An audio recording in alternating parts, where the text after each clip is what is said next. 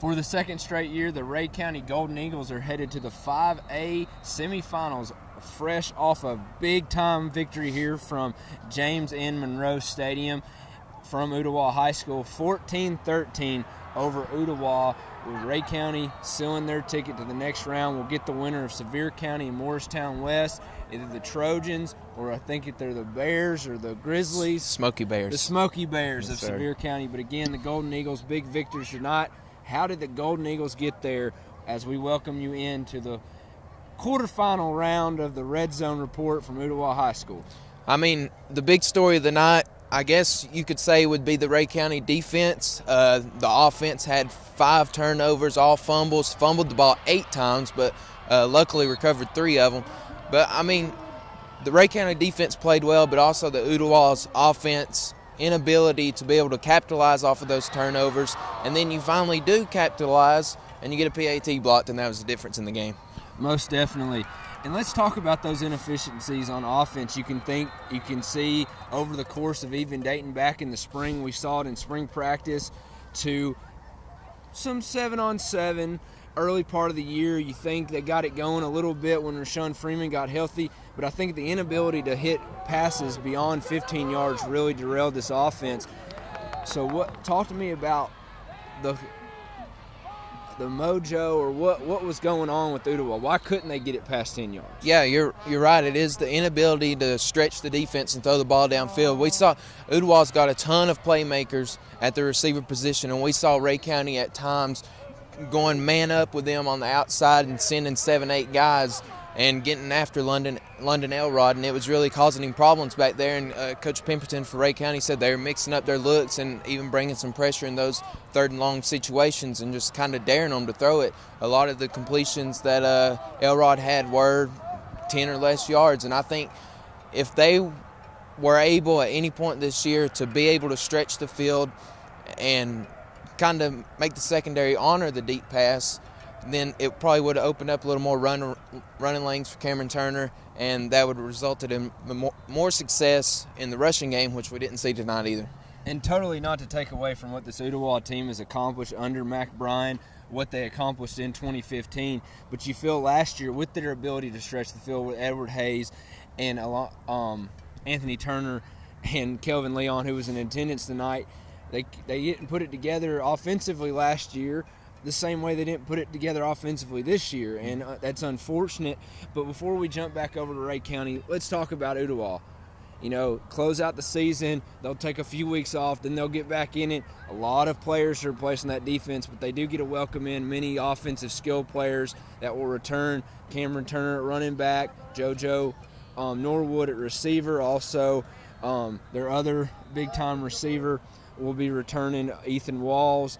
So we'll see what they can do there, but you got to see that they think they're going to turn to young Colin Thurman. Got his feet wet a couple games this year when London Elrod went out. What do you think he and the Ooltewah can do next year going into 2016? You know, you did mention the losses on the defense side of the ball, but you have to be excited about where the offense is at moving forward. You will replace the quarterback, but like you said, Thurman did get a lot of reps, and we saw Thurman a lot this year and over the summer, 7-on-7 spring practice, and he can really sling the football, and it looks like he'll be a perfect fit for this offense. You got Scotty Strickland back, JoJo Norwood, as you mentioned.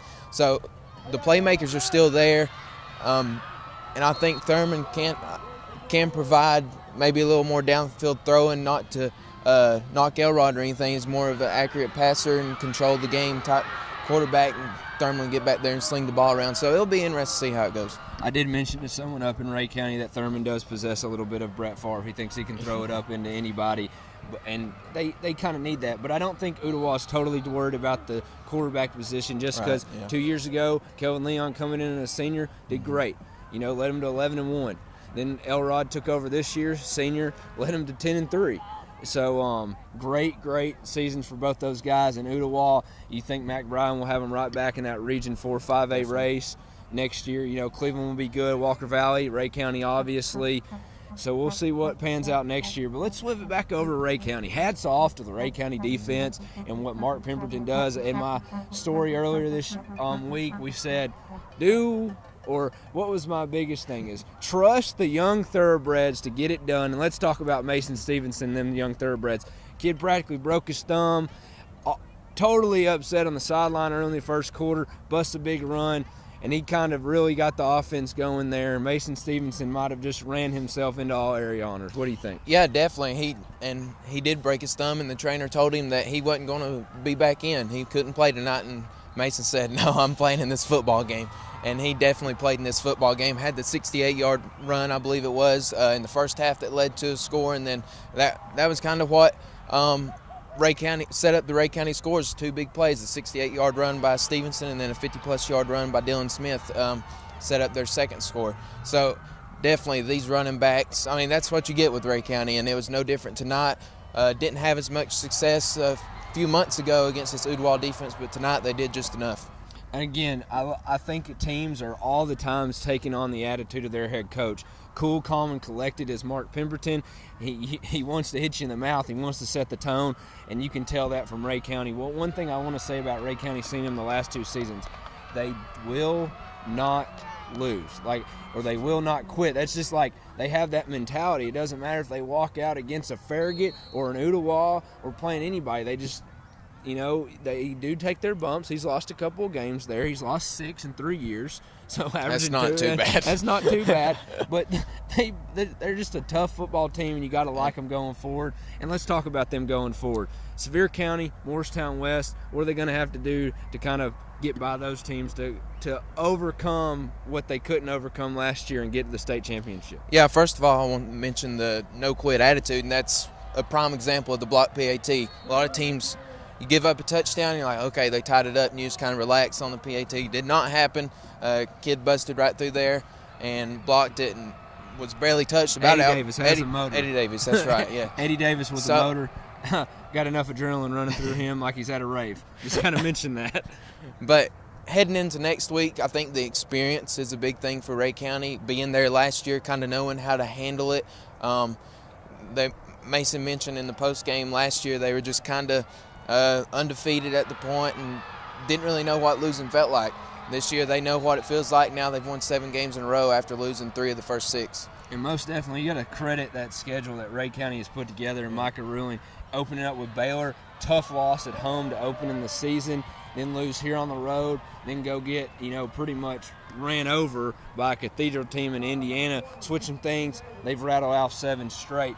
What I think is going to be the key is a team just like Ooltewah with a lot of athletes is what you're going to get in Dorian Banks and Deuce Wallace at Sevier if they play Sevier. Otherwise, you're going to get DeAndre Delaney up there rushing for 2,000 yards. And can their run defense slow the Trojans and Morristown West down? That's going to be some of the questions that are going to want to be answered this week heading into Thanksgiving. Probably going to practice on Wednesday, get a big gut meal on Thursday, then come out Friday up there in Knoxville and around the Knoxville area. But again, I'm John Neal, Eric Sisson, closing out our quarterfinal edition of the Red Zone Report. Again, Ray County big winners, 14-13. Big winners, close winners in the scoreboard, 14-13 over Ooltewah for the second straight year, bouncing the Owls out of the playoffs.